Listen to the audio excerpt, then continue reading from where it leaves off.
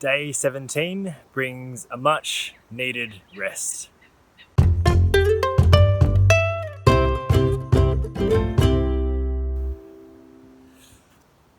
I've never needed a rest so much as that.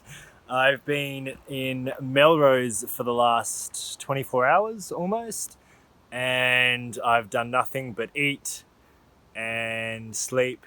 And although I did go for a little bit of a walk this morning, so one of the things that I was told in the preparation for the hike was, even on your rest days, to make sure that you at least do a little bit of walking. So first thing this morning, I got up and went about a quarter of the way up Mount Remarkable and just got a couple of shots of the sunrise, because it dawned on me, pun not intended, that I don't see enough sunrise, and if I'm ever going to do it, it's going to be out here on the Heysen Trail, where my body clock is waking me up at 4:30, 5 o'clock every morning, so it'd be a missed opportunity not to. You can probably hear in the microphone that the wind is starting to pick up a little bit now.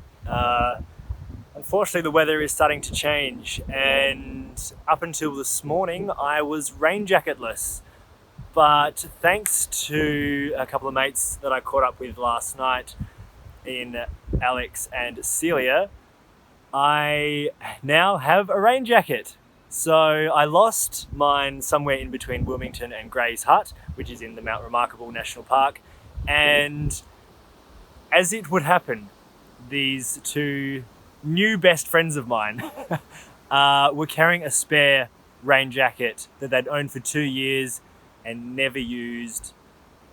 So yeah, I don't know what to call that, but yeah, good thoughts and good feelings and good vibes promote good actions. So the universe has provided, and just in time, because it's probably about to start raining, and on the radar it's supposed to be pretty gloomy for the next couple of days, so I'll have all of my wet weather gear on, and yeah, so not necessarily looking forward to that.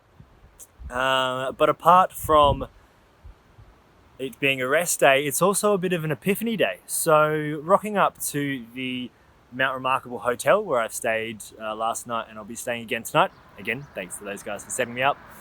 I spotted across the road a logo that I designed 5-6 years ago. So those of you who don't know, I used to be a graphic designer in my other life and used to work in Adelaide, used to be in a studio, basically huddled away, working away, and not out in the beautiful South Australian environment, doing extraordinarily long and painful walks. But one of the reasons I left that job was I felt like I wasn't making the impact that I thought that I could, or I wasn't really making an impact at all.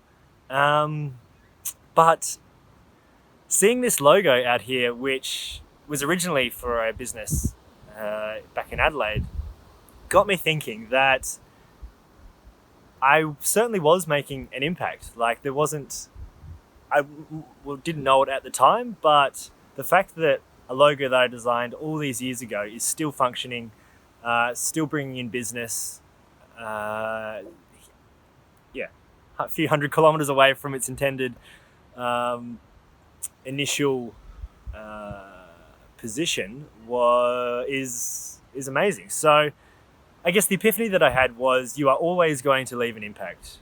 Doesn't matter if you recognize it or not, but the point to keep in mind is that you can leave a good impact or you can leave a bad impact. So it's important to make sure that you try and leave good impressions on everything that you do, whether that's work, whether that's play, or whether that's just getting around in everyday life. So yeah, there was a bit of a moment this morning when I spotted that sign. So yeah, epiphany number 4 million, or whatever we're up to, walking along the trail, and there's probably like another 6 billion to come before I get to Cape Jervis.